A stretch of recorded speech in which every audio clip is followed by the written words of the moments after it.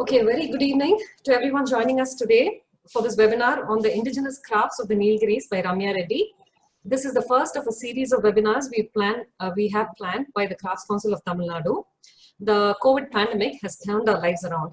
And this year at the Crafts Council of Tamil Nadu, we had to rework our plans to promote crafts and the craftsmen. Through this webinar, we wish to bring to our members and the others joining us here today an insightful look into the indigenous crafts of the Nilgiris. Most of us have visited the Nilgiris or the Blue Mountains as it's called on many occasions. We are familiar with a lot of its touristy attractions like the botanical gardens, the valleys, the viewpoints and the mountain peaks. We are also very familiar with the colonial heritage of the Nilgiris. To a certain extent, we are aware of the traditional hill folks like the Thodas and Badugas. Some of us may have driven past a Thoda hut at some point, but to state the obvious, we know very little of their history and heritage. For instance, the Thodas have lived in the upper reaches of the Nilgiris for over 1,000 years now, whereas the colonial history of the Nilgiris is only around 150 years. These sons of the soil, the Thodas, Kurumbas, Kotas, and Badugas, have a rich cultural heritage, and despite a strong colonial presence, have managed to preserve their heritage and practices to a large extent even today. Our presenter this evening, Ms. Ramya Reddy, has a long and enduring relationship with the Nilgiris and is a qualified authority as the author of the book, The Soul of the Nilgiris, to present to us the indigenous crafts of these Blue Mountains. Ramya has been a professional photographer for over 12 years, drawn especially to blurring lines between physical and imaginary worlds. Having grown up in a family with interest in the photography business, she took to the artistic possibilities of the camera at a very early age and went on to pursue her love of the photographic arts with studies at the Light and Life Academy in Ooty, the Santa Fe workshops, and Parsons School of Designs in the US. Her fine art has been exhibited in India and in the US. On the commercial front, she has collaborated with many premium boutique lifestyle brands. Her work has appeared in publications including Condé Nast Traveler, the Elle magazine, Vogue, Verb, Asian Photography, and a series of coffee table books. Ramya, an aspiring writer, has recently published the book Soul of the Nilgiris, which she spent a decade working on. She spends a fair amount of time in Coonoor. She has volunteered for many organizations in the Nilgiris to raise funds and to support local communities. In fact, all the proceeds from the sale of her book goes to the Keystone Foundation, which has played an integral part in impacting local communities and nature conservation in the Nilgiris. Before I pass on the floor to Ramya, I would like to remind everyone of a few housekeeping rules for this webinar. Kindly ensure that you're on mute throughout the webinar. We encourage you to type your questions in the chat box, and at the end of the presentation, I will read out the questions from the viewers for Ramya to answer. Now, I would like to request Ramya to take over and begin her presentation. On to you, Ramya.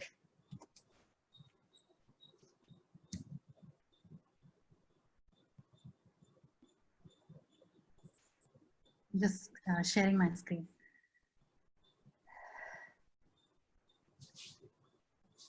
Is it sharing? Yes, we can see it. Thank you. Thank you, Divya, for the warm introduction and for making this happen. I know there have been glitches and going to and forth and, but thank you for being so patient with me. It's really sweet of you.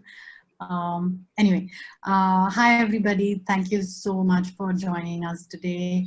I'm really happy to be sharing a little bit about my journey and the making of Soul of the Nilgiris with all of you. But today, while the book itself encompasses a variety of topics, I would like to keep the focus on the indigenous crafts and arts of the Nilgiris. And I've chosen, I've worked with 5 communities in the scope of the project includes 5 communities of the upper Nilgiris, the Thodas, Badugas, Irlas, Kurumbas, and Kotas. But I'm going to be talking about the indigenous crafts of the Thodas, the Kurumbas, and Kotas. So the focus is going to be a little more on these 3 communities and their art and craft. So I'd like to start with a poem Blessing that was written for this book by a very dear friend of mine, a writer, poet, who's based in Ooty. Mrs. Indu Bala. She is from the Badaga community and a prolific writer and author, published many books. So she wrote this for me for the book. So here it goes. Beautiful blue mountains, may your peaks rise proudly into the sky for all time to come. May Mother Earth always nurture you. May your sholas be verdant. May your rivers flow full. May your well springs of wisdom never run dry. May your ancestors protect you. May your children live in harmony. May your winds weave a canopy of blessings above you. So yeah, very beautiful, that poem. So there's something really special about the Nilgiris, and it's drawn me there from childhood. It's been like a past life connection, really. Something or the other has always led me back to these mountains. I kept coming back, visited as a child, and subconsciously there was a draw, and then kept going back, and eventually I went back there to study photography, and then I started exploring the landscape much more deeply. It was a slow process, but from there on it was a more deeper exploration, from the local ecology of the culture to the indigenous people there. Nilgiris needs no introduction. I think many of you would already be familiar with the region and probably a lot of you also have a connection with the place. In any case, I'm going to give you a little gist of the book before I jump into the main theme. So Nilgiris, or the Blue Mountain Range, located in the Western Ghats of Tamil Nadu in southern India, shoots east to west, perpendicular to the main body of the Ghats and towards the Deccan Plateau. And the principal rivers of southern India are born here in the endemic Shola grasslands, Shola forests. In September 1986, the UNESCO constituted the Nilgiris Biosphere Reserve and its surrounding environs as the Nilgiri Biosphere Reserve. Nilgiri ecosystem was classified as Nilgiri Biosphere Reserve. Among the crashing rapids and quiet pools thrives an exceptional density of species, endemic and endangered species of flora and fauna. The Kurunji, a type of Strobilanthes with purple-blue flowers, blossoms only once in every 12 years in the upper slopes of the Nilgiris. So naturally, I'm going to interject for a moment from the presentation. Divya, can you see some red line on the screen? That's right. I'll just check on that. I'll ask a technician to have a look. It's not from your screen? I don't think it's from my screen. This hasn't happened before. So is it? I'll have a word with our technician and I'll make sure we take care of that. Okay. Okay. Anyway, carry on. I will make sure it goes away very soon. Yeah. So naturally, I was enchanted by this beautiful place, and I started a photo series. At the time, I was in the photography school itself, but I did not know where it would go. The trajectory of the project took a complete turn when I began to meet the indigenous people of the region and began to learn more about them. Each of them rich in their own cultures, fruits, experiences of the landscape. They were tied so deeply to nature and until not so long ago to each other in a barter system. That's so unique to the region.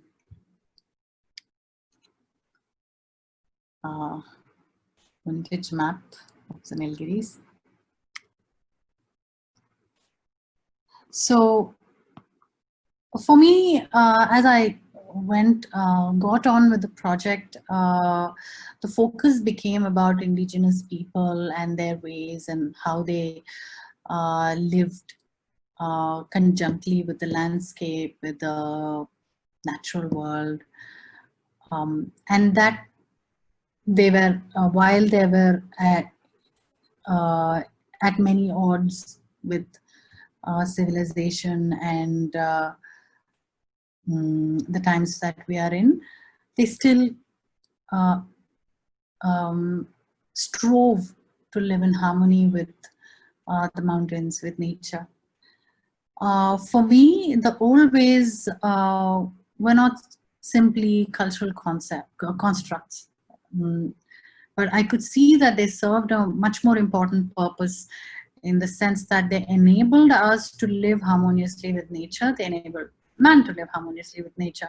And Nilgiris, being my microcosm, was a microcosm to me. And through this, I could see how easily we were losing sight of the nuances of a culture in its connection to an entire ecosystem of subtle but vital ways of connecting with nature and through her ourselves. So with the hope of telling these stories, that could have a resonance to something bigger, I felt the need to capture and share whatever I could.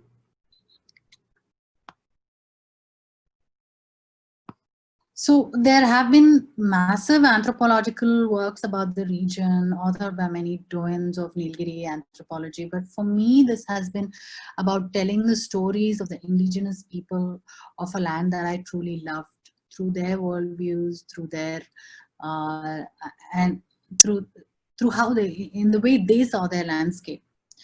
At this time, I started meeting people who were doing work of immense essence in the region. From researchers, anthropologists, and grassroots organizations like Keystone Foundation that works with plenty of eco-development projects with the indigenous communities in the Nilgiris area. And they introduced me to several elders. But you know, building the trust takes time in projects like this. I mean, that's why a 9-year-long project really was a slow project.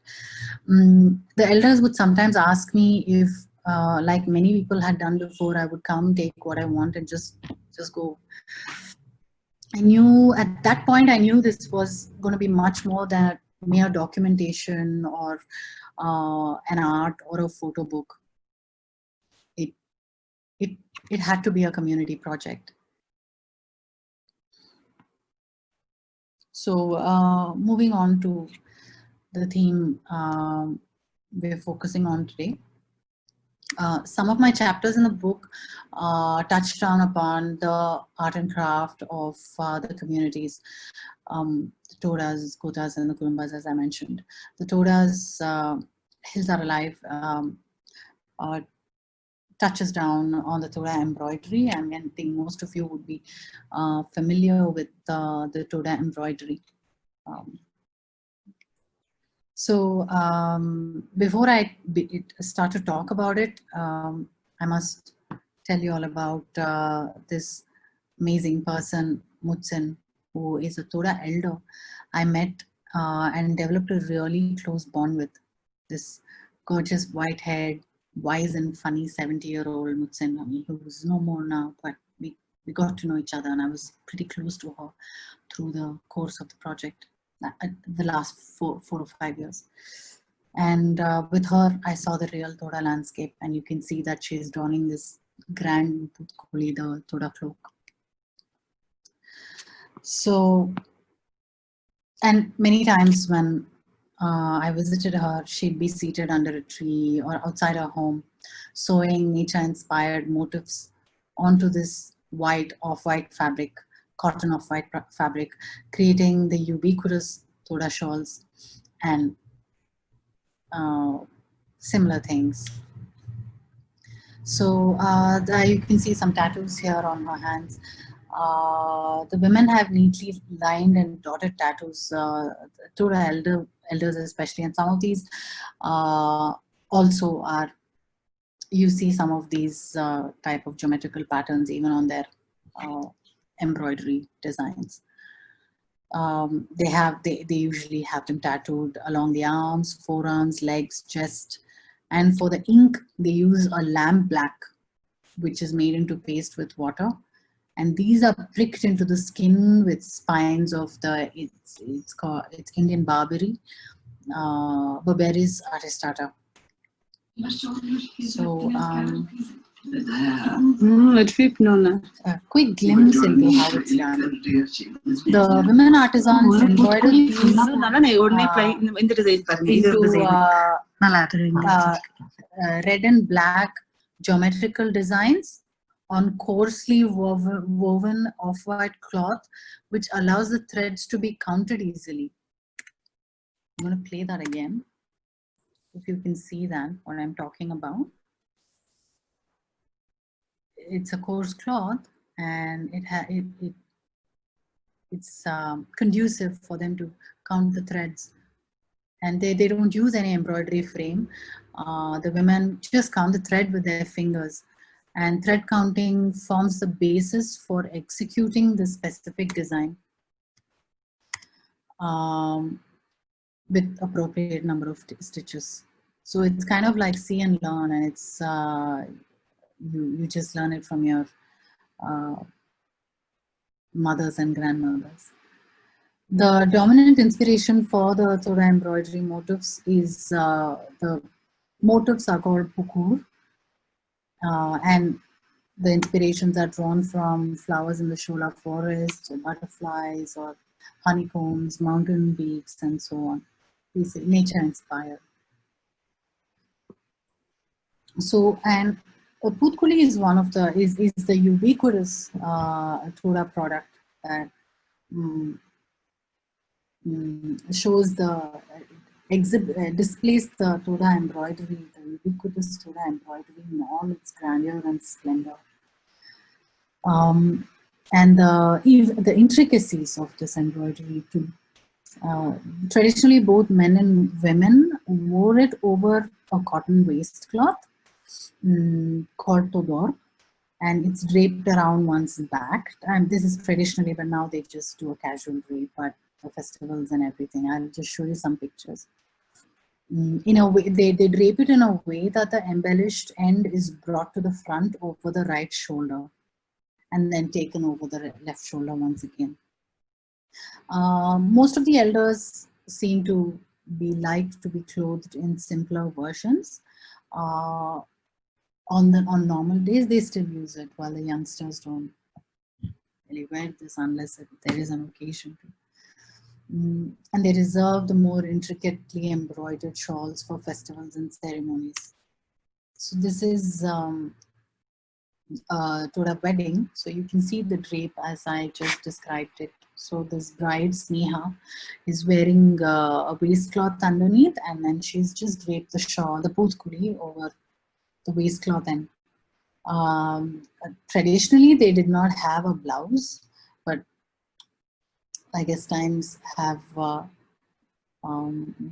brought in all these changes.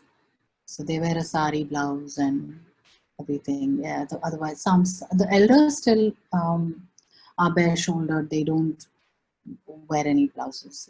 It's in fact customary that you should leave the left shoulder.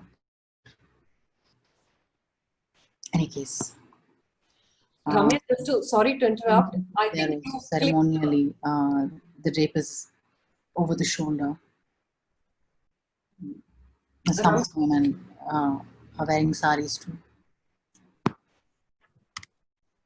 So this is a little anecdote that touched me. So that putkuli, that's me, and that's Mutsen, that lady I was talking about, who I was really close to. There was once she was sewing this incredibly intricate, ornate putkuli, and I asked her about it. I was at her place and chatting, and then she was working on this, and I had not seen something so. I've seen her sew many things, from shawls to tablecloths to cushion covers, and bed sheets and so on, and several putkulis, but I've never seen something so vibrant and rich and beautiful. And I asked her about it, and she just draped it around me, and she said this was her funerary shawl, and therefore it would have to be the most beautiful garment. Anyway, for me, it was very fatalistic. It sounded fatalistic, and I kind of reprimanded her, and it was just a natural thing for her. It was, death was just as important a right of life, and it deserved that place and honor, and it deserved a beautiful garment. So it was a very poignant moment in the making, in the making of this book. It was also Mutsin. The spines for the book of Soul of the Nilgiris are hand embroidered by the Thoda ladies. We came up with this idea, and we thought we're just. I came up with this idea with my designer. We thought, okay, this may not even be possible, or this may. It's just fantasizing about things that can't be done. But then we figured out a way to actually do it. We executed it. So it was also, I have to, a lot of credit to Mutsin, because she could envision it with so much clarity along with me.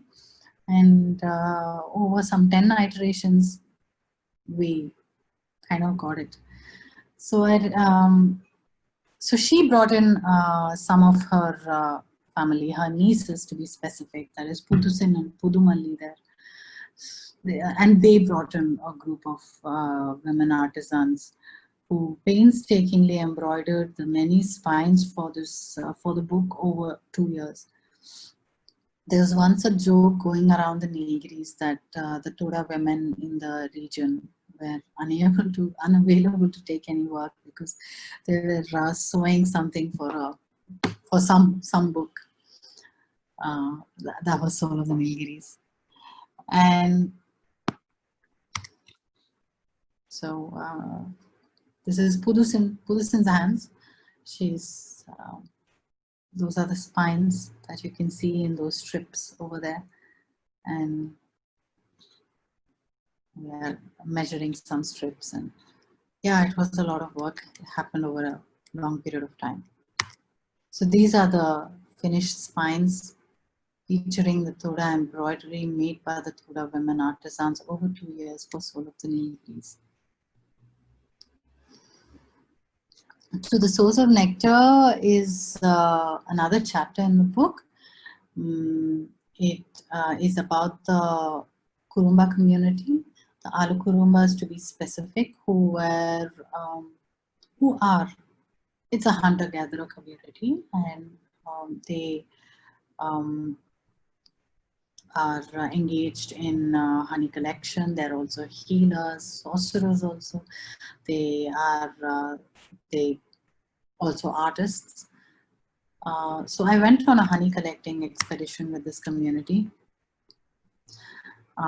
Just a quick gist before I move on to the Kurumba painters.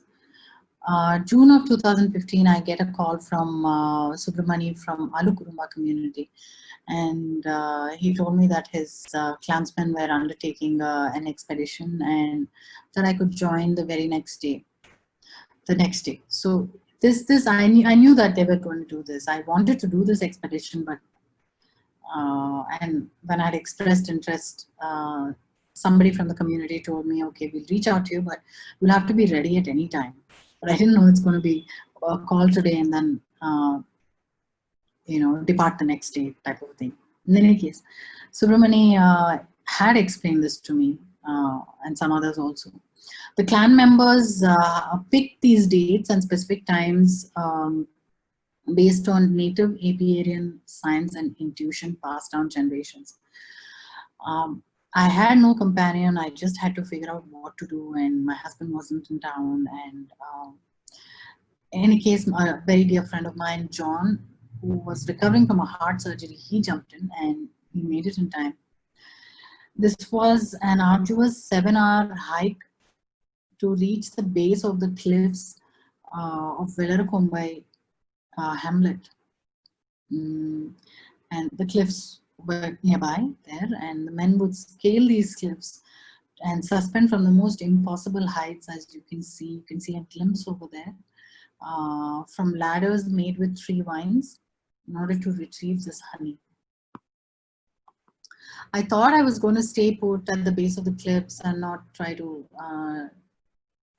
just stay back and photograph.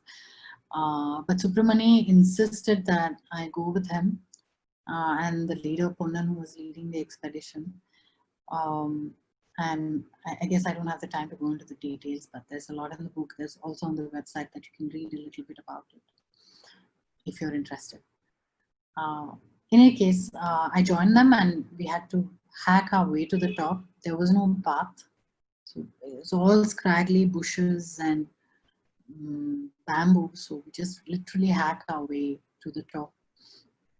And then we hunkered down. We hunkered down through the caves, and where Subramani and Punnan started to light smokers, and they would just coolly tell me, you know, there are bears here, so that's why we're doing this. In any case, we finally emerged into a commotion of smoke. We came out of this tunnel-like thing, and we emerged into this commotion of smoke and a bee haze, bees flitting around, flitting about so angrily, and I was really sure that I would be stung. You can get a glimpse here. Pardon my poor iPhone video, but this was, I'm at the base, and the bees kind of, you know, they've been dislodged from the high because of the smokers there, and obviously angry. In any case, they were hitting my lens, and you know, these bees were the size of grapes, not small in any sense of the word. I just froze, and in the meantime, I lost Subramani. A few minutes later, though, I could hear his voice rise above the chaos, and he just told me something very poignant, again, a poignant moment in this whole experience of making of Salt the Nilgiris. He said, just trust the bees and they won't harm you. And I just did what he said and emerged unscathed and free from all fear.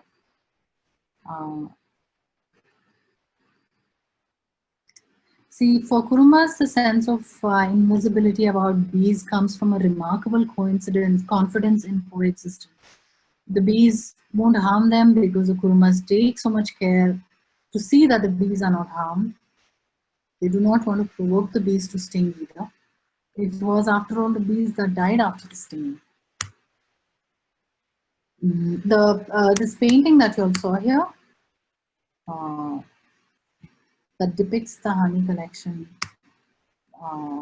expedition that was made by Krishnan, who's Subramani's brother. And here's Krishnan making his pigments from scratch with forest materials. So those are some of his pigments. He extracts them from leaves and shoots which are picked from the forest. He demonstrated with this grindstone, as I just played to you. And his assistant happens to be his 9-year-old daughter, Vaidehi. You'll see her picture going forward. And it was heartwarming for me to know that this girl was apprenticing with her father and expressed a lot of interest to be a painter too. Krishnan's brother and his daughter too practice the same art. So he used something called bati leaves for green. Katti Kidai, he called it. I'm not going to go into the taxonomy and all that. So he grinds this into a fine paste and it gives him a forest green shade. I'll show you some of that, some of his swatches in the next slide. And it gave him a specific type of green. So he needed, while he could get the green pigment from other plants and leaves also, he went with this particular plant because there was a shade of green that lent itself very well to um, uh, giving him nice gradation, and also how it was absorbed on papers. So there's so many details there. Then he powdered a small block of brown resin, and it was extracted from the bark of something called Vengai Maram, and he took the resin and mixed it with little water, and it lasts a long time. This the center plate that you see that has the resin. Then he with all this is more than enough for him to create gradations and shades. And yellow was achieved by carefully mixing the green with the brown. And he also sometimes used ash for white or red mud, and mixed with this these other pigments for another shade of yellow. He crushed the bark of a sacred Karimarai tree to give him a rich ebony. It's becoming hard to come by, he told me. So that is Krishnan showing me some swatches with paints retrieved from the forest. What I just showed you earlier.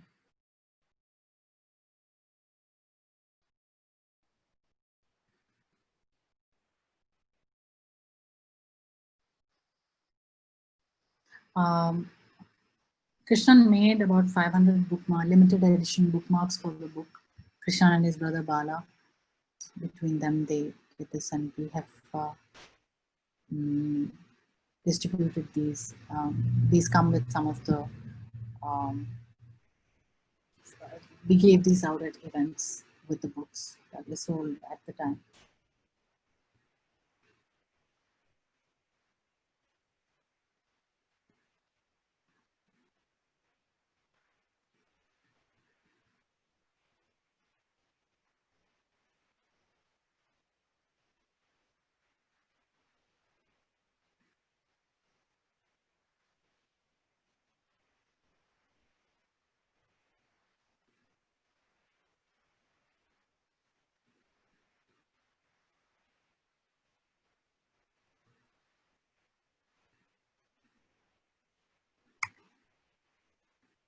That is Krishnan's daughter, Vaidehi, prolific artist in the making, as you can all see. She also painted some bookmarks.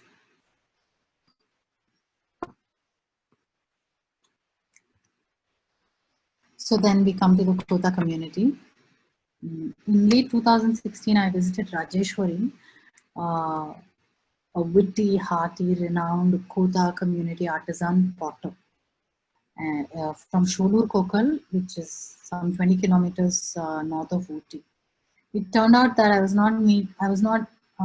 going in search of Kota potters, but I realized I was not just meeting potters, but I was about to be acquainted to a community, an artisan community at the heart of Nilgiris. The Kotas have functioned as chief artisans and musicians of the Blue Hills from time immemorial. Pottery, though, was the woman's domain. Rajeshwari, who you see here, luminous Rajeshwari, told me that she learned pottery from her mother, grandmother, and her daughters, and now her granddaughters and granddaughters were learning from her, though it does not have to be handed down in that way. Women teach women within community, within the precincts of the village. So there's no order to that, how it was passed down. The Kota people, the artisan Kota people, see the presence of God in the soil and the sky, but earth to them is female. And so those who traditionally sculpt the earth are also the women.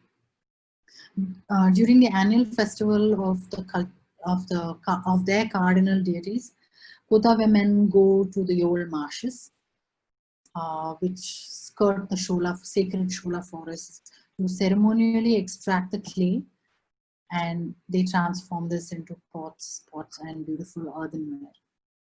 Durable Kotha pottery was used among all the hill communities in the Nilgiris from a long time, times immemorial, for cooking, for storing, for ritualistic purposes.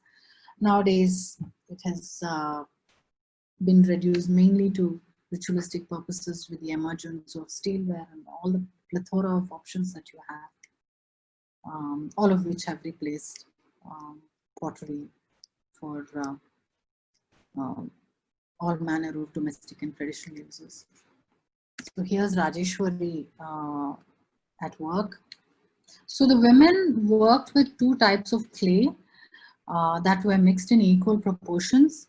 The black clay or the karpan was used from the swamps that I was just talking about.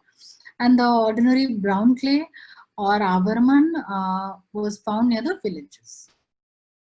They were molded into conical shapes, like what you're seeing right now,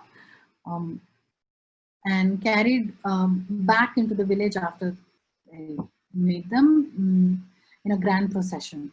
And then they're dried and pounded into smaller pieces, cleaned and sprinkled with water, and kneaded into a single mass, the clay I'm talking about. And the mixed clay mass was then pounded with a wooden stick called old. Typically, the Kotha potters worked in pairs. They still do. The chief potter molded the clay, as you saw Rajeshwari do, while the other woman operated a hand lever to spin. That is the hand lever. I mean, it's a wheel here, but now you get more modernized wheels. You have a hand lever to turn the wheel. Here, this is called tire gun. It's a traditional wheel. It took about 4 hands really to make every piece of Kotha pottery. After sculpting it, it would have to dry in shade before being paddled into a final shape, and then it would be burnished with stones to smoothen the surface. Only then would it be fired to remove all the moisture. Typically, the Kotha potteries have this warm, dark gray surface because they use a millet husk to fire them. The Kothas made pots for all sorts of occasions. Wide-mouthed pots for cooking curries, the globular, narrow-mouthed varieties to store grains, others to cook rice, to set curd, buttermilk, to hold water. In their homes, they still use these for all these respective purposes, though they do not sell them. As I mentioned, the demand for this for the pottery has fallen with the barter system becoming extinct. And once this was their main vocation at one point, and provided the other communities also with essentials, and now it's just kept alive for tradition's sake. In fact, Kotha women choose contractual, it's very sad but true, Kotha women choose contractual labor or agriculture to help support their families. Rajeshwari also grows some vegetables, and she runs a little tea shop outside of the Kokal. Kokal is a Kotha village. The Kothas also functioned as chief, as I mentioned, they were universal artisans in the Nilgiris area, musicians of the Blue Hills. They were into leather goods also, pottery, carpentry, smithing.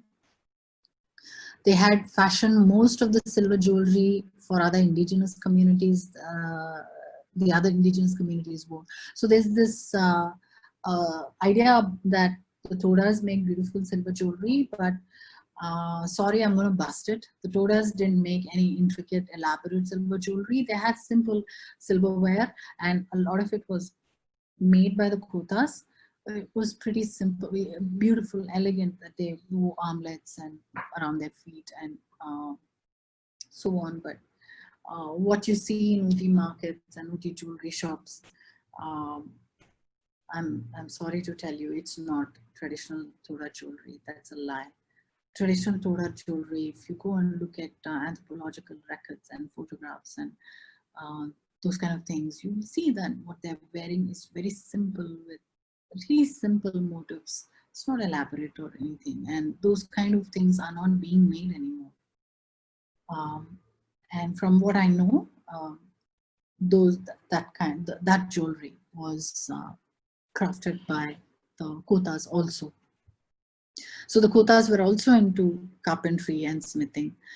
And in exchange, the Kotas got for their craft and other wares that they exchange with the indigenous communities. They received dairy supplies from the Todas, grains from the Badgas, and occasionally forest produce from the Kurumbas and the Irulas. So the Kotas were and are skilled musicians and I would say they were the official Nilgiri songsters. They initiated many ceremonies, and it was customary to have Toda musicians or a musician ensemble arrive at a Badaga funeral, for instance. And in fact, the proceedings only began after the Kotas performed their drumming, percussion, incantations. For the annual Kamatraya festival, the festival I was just talking about of their cardinal deities, Ayanur, Amanur, the supreme male and female deities of Kotas, Ayanur and Amanur, the men still create every piece of musical instrument that they use. That's a part of their repertoire for this festival by hand. All of this that you're seeing, I saw them create that drum, that green drum. So everything is made with by hand before the festival. It's locally sourced, repurposed natural leather, wood, and dyes. The Kotas, as musicians and songsters that they are, they possess an impeccable sense of rhythm. The dancers take care to align their steps and spins with drumming.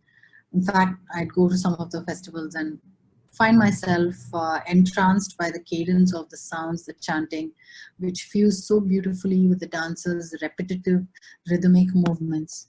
Here's a little clip.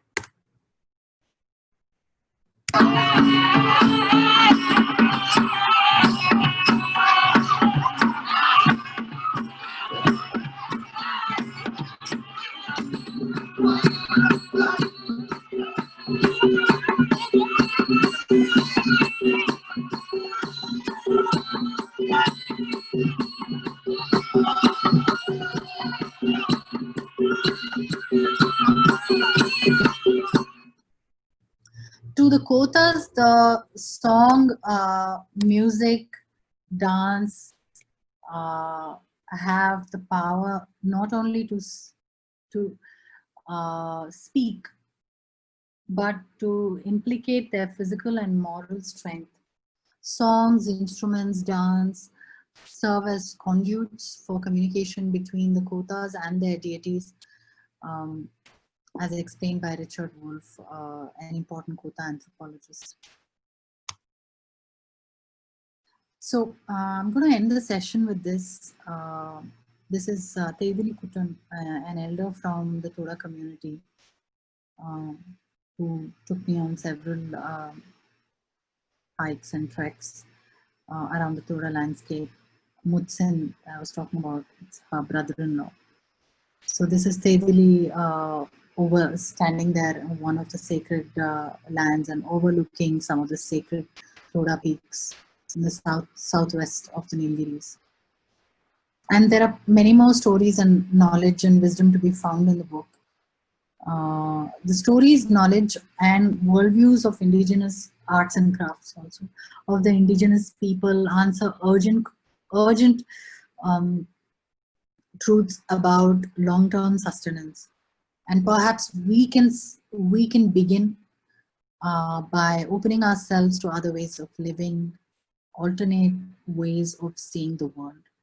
As anthropologist Wade Davis writes, This is not to suggest that we mimic the ways of the indigenous people, but we should start to recognize that our way of thinking is just one way, one of the many that emerged from a set of historical and cultural circumstances, going beyond all the patronizing and exoticizing, which is how the tribal communities are often treated.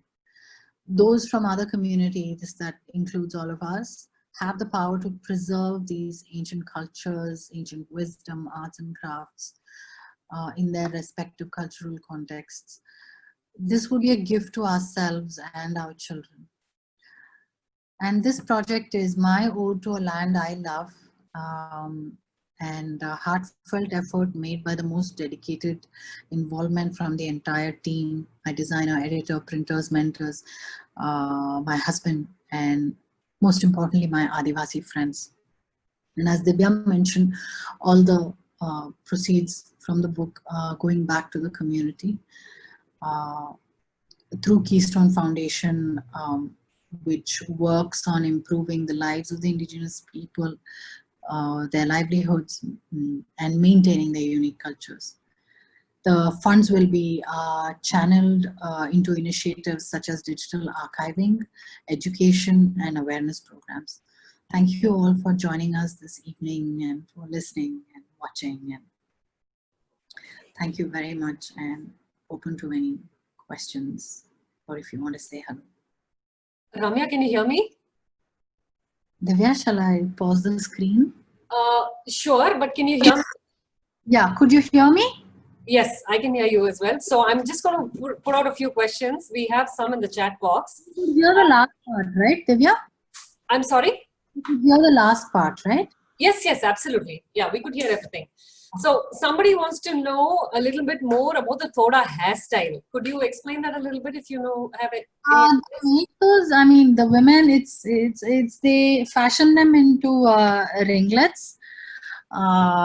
If you go to a hamlet, you'll see, if there's an occasion, you'll see women are, it's like a little community thing.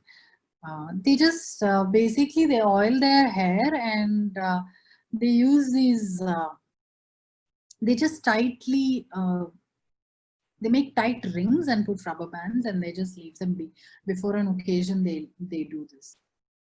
And then they take out the rubber bands and you have these gorgeous ringlets. Lovely. So the next question is, how much percentage of the younger generation continue these old modes of livelihood or old practices and crafts? They're very rooted, though confused, and some of them are lost with their moorings and all that. It's not easy to be living in such conflicts with the modern world and with the mainstream, I mean. But they're quite rooted, and the youngsters I've known and youngsters I know, they still participate in all the, see them at all the events, festivals, and take a lot of pride in their culture. You'd see them everywhere. I mean, at events, and I'd say they're very rooted. Yeah, but a lot of them have migrated, right? They just come back for the festivals, or do you still see a lot of them living there and settling in the hills? Quite a few of them migrate, and they have come back, because that's the thing, right? It's sad but true. They're quite confused, have lost their moorings. They've tried to do other things, and from the mainstream society, they receive very little support from people like us. What do we do? Nothing. So they find it hard to integrate themselves. They come back. Some of them have, like from the Badga community. Badga community is quite erudite. There have been more opportunities, and they're much more educated. They're much bigger as a community, large number of people in the community, but these are really small communities. And, yeah, I remember an instant when somebody mentioned in a Badga village that they had someone go work at the NASA. So they're very proud of that. So they seem to have, migrated quite a bit. Sorry, I'm going to go on to the next question. So how old is the Thoda embroidery craft, and why do they use only red and black? Is there any significance to that? And they're not very clear about it, why it is red and black. I think it was always red and black. It was how it was traditionally. It goes back a long time, though it was not as elaborate as you saw in the pictures. It wasn't elaborate until maybe 100 years ago. If you look at old photographs and so on, it's kind of quite simple. It's just borders and smallish motifs. As it evolved, with time, and in the last last 100 years or so, it became much more intricate and elaborate. so we have another question where somebody wants to know where these Thoda embroidery materials are generally sourced from, because they can't really be indigenous, right? I mean, they don't really grow cotton there, or they have the threads. So they get it from the Ooty market. They have a couple of places where the textile shop owners know exactly what is required. I think it comes from Tirupur. okay. They have a specific course of white cloth. It's a pretty basic cotton cloth. So something that, like I said earlier, which gives them which gives them the ability to count the threads easily. It's a very basic cotton cloth. In the earlier times, the Chetty weavers used to weave this for them, another indigenous community in the Nilgiris Biosphere Reserve, but now they just commercially procure it and they get their threads also from the market. Okay, so we have someone asking about the base that's used for the Kurumba paintings. Is it paper-based or fabric, or what do they generally use? They use paper largely. It's like a coarse handmade paper sorts. At this point, I know that they get most of their paper from suppliers in Coimbatore. It feels like handmade paper, but I cannot recall the specific paper that Krishnan was using, but he was very keen on some specific handmade paper that absorbed the pigments well. And then we tried out with another paper. It didn't quite work out. It's coarse handmade paper. They work with paper. They also paint murals on walls. If you look at their traditional attire, which is pretty basic, like a drape of white cloth and waistcloth. So the borders are embellished with the little motifs which are hand painted. But for the cloth, I don't think they use traditional pigments that are derived from the forest materials, but more, I think they're just fabric pigments. But they work with a variety of medium. So overall, be it the Thoda embroidery or the Kota pottery or the Kurumba paintings, would you say that these crafts are thriving, or do you see them dying? Do they need some kind of push from, I mean, like for example, even if the Crafts Council can help in any way, or would they like it? Is that necessary? Would be very welcome. I think it's also necessary. All forms of interventions are crucial and of the essence. I would not say that they are going to, I would not quite, like the Thoda embroidery, for instance, is here to stay. It even has a GI, that is a geographical indicator, I think. So it has quite a lot of recognition in that sense. So, and it's used in a wide variety of you see it in many formats. You see it, I mean, a plethora of things that adorn the Thoda embroidery, but because it has the GI tag, it has to be coming from the region and embroidered by these artisans. So there's that, which is a good thing. As for the Kurumba paintings, I know that these painters go down to places like Coimbatore and do lots of murals in houses. It's there, but it could do with any kind of intervention. Like I said, a bit of a lift would go a long way in supporting the crafts. Though I feel the Koda pottery is probably on its way out. But it's very durable. It's if we can lend a hand in any way, yeah, it would be great. So we'll take our final question, and it's kind of related to the previous one. So how open are these communities to product developments and design collaborations? Are they open to that, or do they want to really stick to their traditional roots and designs? No, they're very, very open to collaborations. That's what I realized when I proposed this book spine. The curiosity and enthusiasm I was met with, though it took them a long time to understand it and process what I was talking about, understand my vision. They are so open to doing, to working with new mediums and doing, working on different projects, interesting things,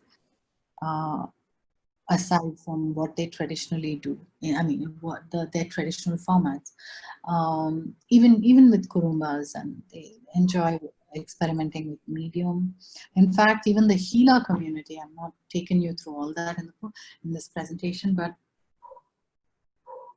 they also, the healer I know, who's a friend of mine, Janaki Amma. So she's all, she told me once, she's 16 or so. She works at a tribal cooperative with Keystone Foundation, and I carried a box of herbal tea once, and she opened the tea bag, and she could recognize most of the herbs from there. And this was, I think I brought it back from the US, and she knew most of them. And she said, I'd like to make something like this. I don't want to do the same thing. So they're very adaptable like that. They're very open, and they're very curious in how, in that they'd like to use their know-how and skills to create something interesting, something new, and something that would make a difference. Yeah.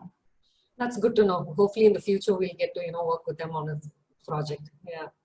So I think we're at the end of our questions now. So thank you, Ramya. On behalf of the committee of the Crafts Council of Tamil Nadu and its members and the others who joined us today, I would like to thank you for taking time off from your busy schedule and sharing your knowledge of the indigenous crafts of the Nilgiris. We appreciate you tailoring your presentation to suit our interests and shedding light upon some age-old cultures, crafts, and traditions that have stood the test of time. And your perspective through your camera lens was an added bonus and made the experience all the more enjoyable. So this was definitely an insightful session, and we applaud you for working with and supporting the local communities. Thank you once again, Ramya. And I would also like to thank all of you who joined us today online for this webinar. And with your support, we look forward to building an online community for showcasing the various crafts of our country. Do look out for more webinars from the Crafts Council of Tamil Nadu. And finally, thank you, Prashant from Sky High Solutions, for making this event progress seamlessly without any glitches. And thank you all, and see you all soon, very soon in the future online. Thank you. Thank you. Thank you so much, Divya. Thank you all for coming. And thanks a lot, Ramya. Bye. Bye-bye.